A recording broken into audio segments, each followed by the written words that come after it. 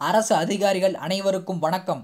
மீண்டும் உங்களை இந்த நல்லதொரு பதிவில் சந்திப்பதில் மட்டற்ற மகிழ்ச்சி. இன்னைக்கு நம்ம பார்க்க போகிறது ஜனவரி மாதம் 2ஆம் தேதிக்கான நடப்பு நிகழ்வுகள். அதற்கு முன்னாடி நம்ம சேனலை இன்னும் நீங்கள் சப்ஸ்கிரைப் பண்ணலாம், சப்ஸ்கிரைப் பண்ணி கூடவே பெல் பட்டனை கிளிக் பண்ணி ஆல் அப்படிங்கிறத கிளிக் பண்ணிக்கோங்க. அப்போ தான் நம்ம போடக்கூடிய வீடியோஸோட நோட்டிஃபிகேஷன் உடனுக்குடன் உங்களுக்கு வந்து சேரும். நம்மளுடைய அப்டேட்ஸை மறக்காமல் தெரிஞ்சுக்கணும் அப்படின்னா டிஸ்கிரிப்ஷனில் கொடுக்கக்கூடிய ஃபேஸ்புக் பேஜோட லிங்க்லையும் டெலகிராம் லிங்க்லையும் இணைச்சிக்கோங்க. இந்த வீடியோ பதிவினுடைய பிடிஎஃப் லிங்க் வேணும்னு நினைக்கிறவங்க ஸ்க்ரீனில் தெரியக்கூடிய வாட்ஸ்அப் நம்பருக்கு காண்டாக்ட் பண்ணுங்கள். ஓகே, வாங்க வீடியோக்குள்ளே போவோம். முதல் செய்தியாக ஆல்ரெடி நம்ம பார்த்த விஷயம் தான், ஒரு ரீகால்க்காக கொடுத்துருக்கேன்.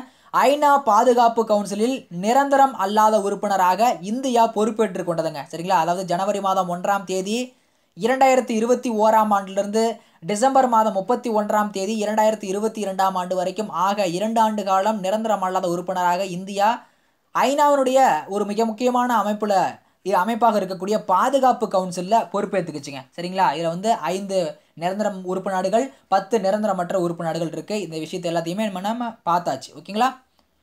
அடுத்த செய்தியாக ஜனவரி மாதம் 2ஆம் தேதி தேசிய சித்த மருத்துவ தினமானது அனுசரிக்கப்படுதுங்க. அதாவது ஜனவரி மாதம் 2ஆம் தேதி தேசிய சித்த மருத்துவ தினம் அப்படின்னு சொல்லக்கூடியது சென்ற ஆண்டை பொறுத்த வரைக்கும் மாறுபட்டிருக்கும், அதற்கு முந்தைய ஆண்டு மாறுபட்டிருக்கும், அதுக்கு முந்தைய ஆண்டு மாறுபட்டிருக்கும். அதாவது இப்போ பார்த்தீங்கன்னா 4வது தேசிய சித்த மருத்துவ தினமானது அனுசரிக்கப்படுதுங்க. இந்த ஆண்டு 2020ஆம் ஆண்டு தேசிய சித்த மருத்துவ தினமானது 4வது ஆண்டாக அனுசரிக்கப்படுது.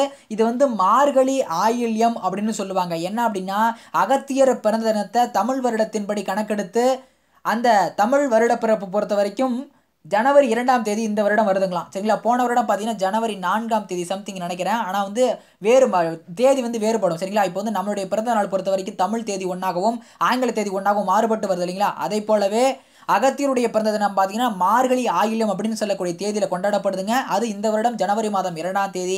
அதனால் தேசிய சித்த மருத்துவ தினமானது இந்த 2021ஆம் ஆண்டு ஜனவரி 2ஆம் தேதியில் அனுசரிக்கப்படுதுங்க. மேலும் இந்த பிறந்த தினத்தை யார் அனுசரிக்கிறாங்க அப்படின்னா, யார் கொண்டாடுறாங்கன்னா, ஆயுஷ் அமைச்சகம் அதாவது மத்திய அரசாங்கத்தில் மத்திய அமைச்சரவைகள் ஒன்று இருக்கக்கூடியது பார்த்தீங்கன்னா மினிஸ்ட்ரி வந்து ஆயுஷ் அமைச்சகம் இருக்கு. AYUSH அப்படின்னு சொல்லுவாங்க. சரிங்களா?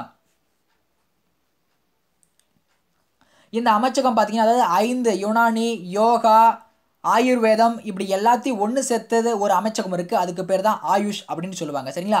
இதுதான் இந்த தேசிய சித்த மருத்துவ தினத்தை அனுசரிக்கிறாங்க, இந்த அமைச்சகம் தான். சரிங்களா?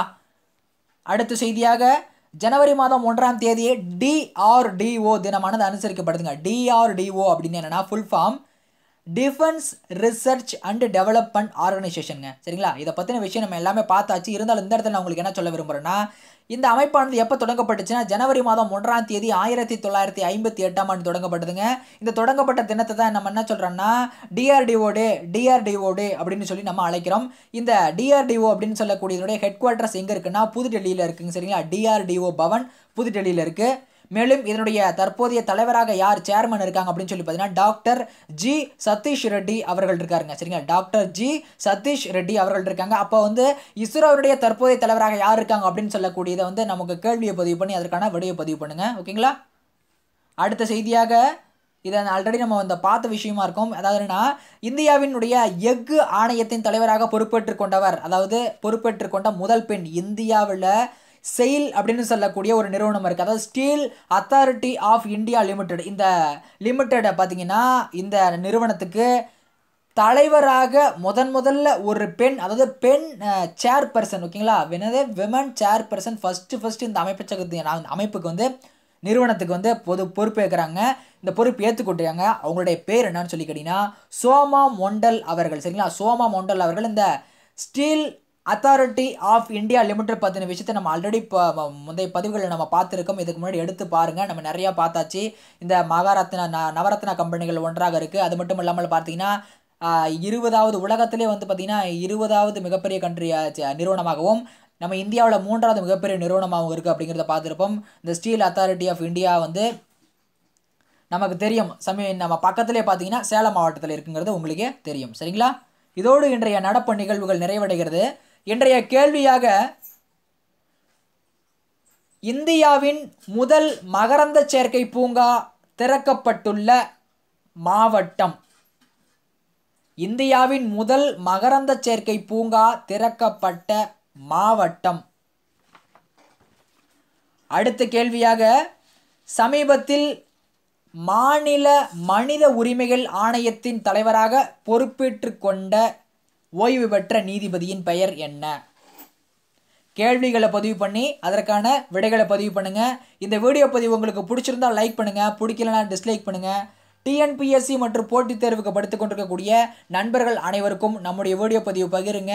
மீண்டும் உங்களை நல்லதொரு பதிவில் சந்திக்கிறேன். அதுவரை உங்களிடமிருந்து விடைபெறுவது உங்களின் அறிவு போர்ட்டல்.